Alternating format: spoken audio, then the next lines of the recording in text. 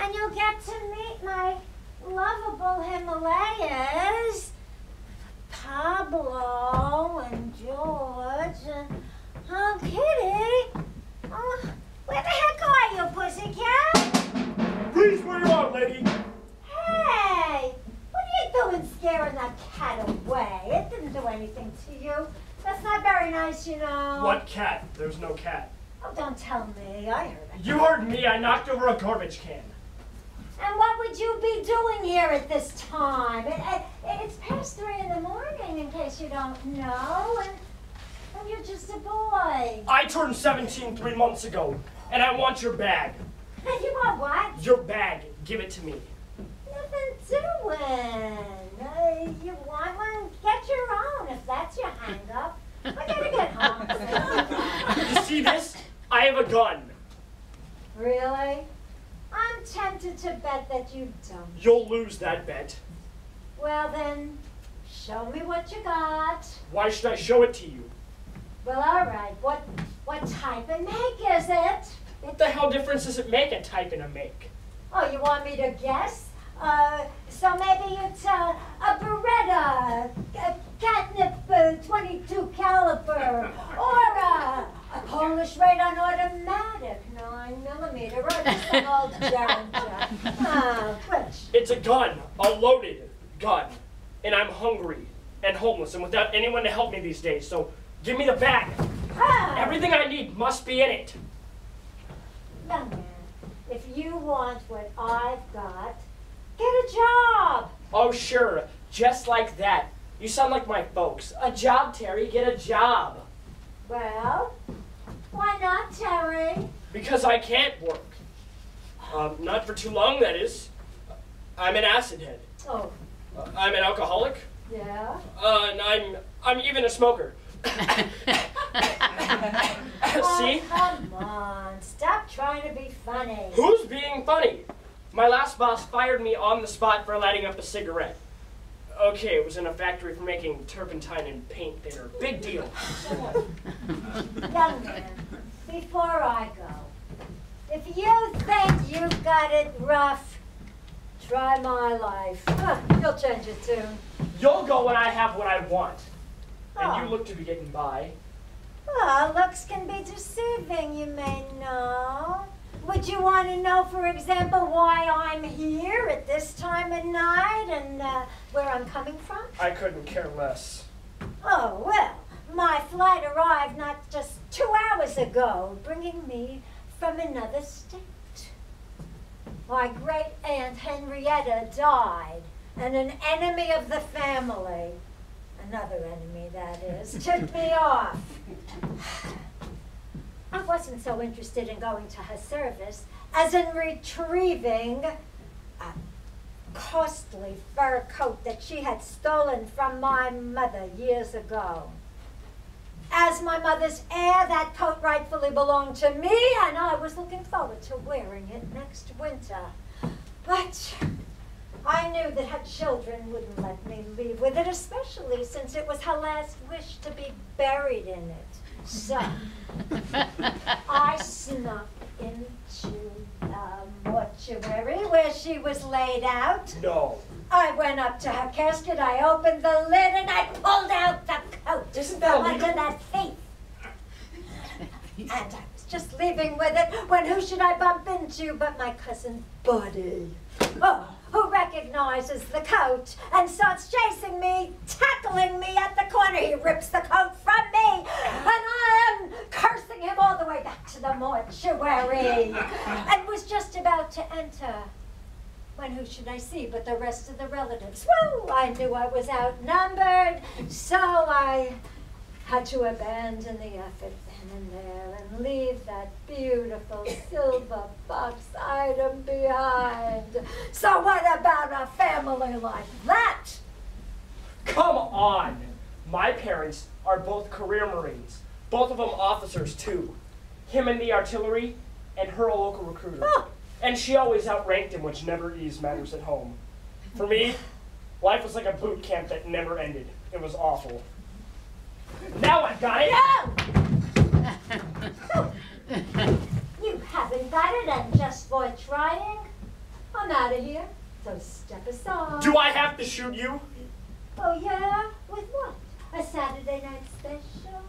Or maybe a, Coonan Cadet 357 Magnum?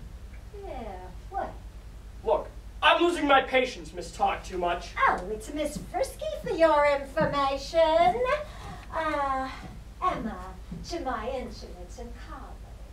For your further information, I happen to be the daughter of Carl, Sweet Charlie Frisky. Who? You heard me. Never heard of him. What did he do? Not much, except for being the near equal in his day of the great Lionel Hampton. Never heard of him either. Oh, you are young, aren't you?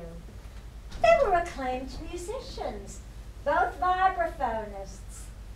As for my father, well, he played in one big band or another across one part of this land or the other for years. Unfortunately for me, he also happened to be a total flop as a parent. For that, consider yourself lucky. My dad, the Major, never quits being a father for a single second. Sometimes, I wonder how he ever could have been someone's kid. Well, but at least he was there to touch, to see, to hear from. As for me, when I was only 7, my father abandoned my mother for the last time. He came to say goodbye to me at the playground where I wasn't playing, but just standing around. Seems like I was actually waiting for him. Well, he kisses me goodbye and tells me he's promising to cut some records in LA and he's going to send me some right away. And then he left, taking my twin brothers, Tommy and Jimmy, named for the Dulces, of course, along with him. Well, I waited and waited. Those records never did arrive. The next time I saw him, I was grown up. But he was like a child, the result of a massive stroke. If you're interested, the Major finally gave up on me. It'll be 2 months to the day come tomorrow. He decided that was it, so he volunteered to drive me all the way to the community center for rehab. I told him I'd consider his offer as he picked me up from prison where they'd been holding me. The next day, I cut out on my own. And my mother, she cried, but she didn't try to stop me. Now where do you want this bullet? Name the spot. From what weapon? A standard Longhorn revolver, 22 caliber? Or maybe a Fort Worth FEG 9mm? That's for me to know, and for you to... How come you know so much about guns? That's for me to know. So maybe you want to know what happened to Sweet Charlie after he left the little girl who wanted and needed him? Not really. I think you do. It's a long story, Terry, but to boil it down, the big band era ended and so did Sweet Charlie's career. Well, he married again, a band singer whose professional name was Aurora Evans. She gave up her career and had 3 sons with my father. My semi-siblings, I call them. Some years later, while playing a club date in Reno, in a comeback try, she leaped from the hotel window to her death. So Sweet Charlie had to take care of the boys, forcing him to take a job with Goodwill Industries as a truck dispatcher. Well, he still got the occasional paying gig, which was how he happened to be at that seaside resort in Mexico that summer. He got arrested for stealing jewelry. He was innocent, but the local authorities tortured a confession from him, subjecting his genitals to the voltage of a cattle prod. The pain, I am told, was excruciating. And he never fully recovered. To know all those gun names, were you a cop or are you one now? Yeah. But I was married to a detective for 15 days.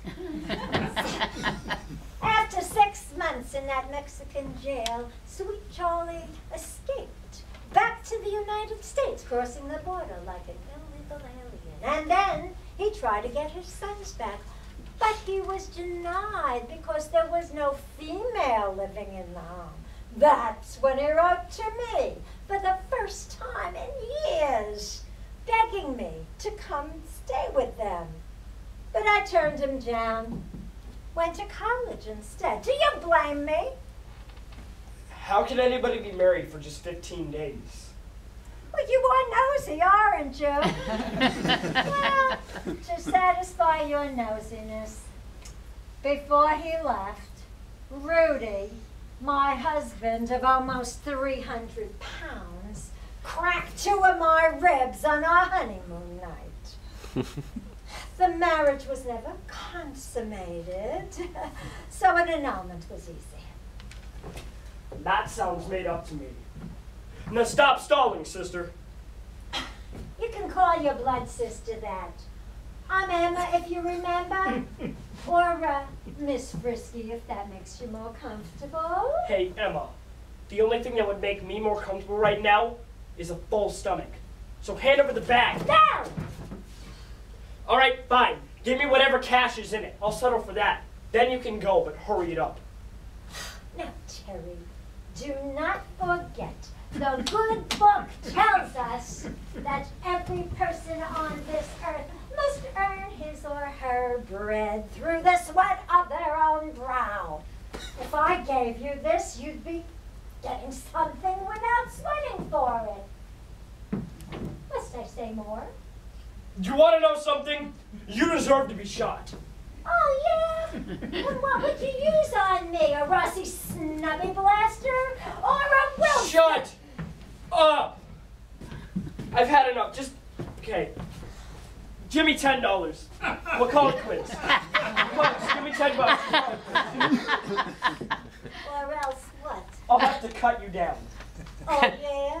With, a Browning bullseye automatic, I suppose. Go right ahead! All right. I'm counting to 3, lady.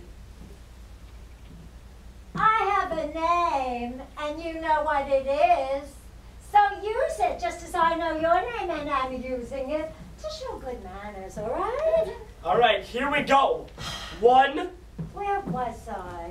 Oh, yes, I was telling you about my father, but he's dead, so I'll tell you about my mother. Yeah. First, I wasn't allowed to call her that. I had to call her Amanda. One time I slipped, she slapped me in the face. 2. Oh, she was really gorgeous until those endless bouts with alcohol and even drugs. Now, I, of course, was never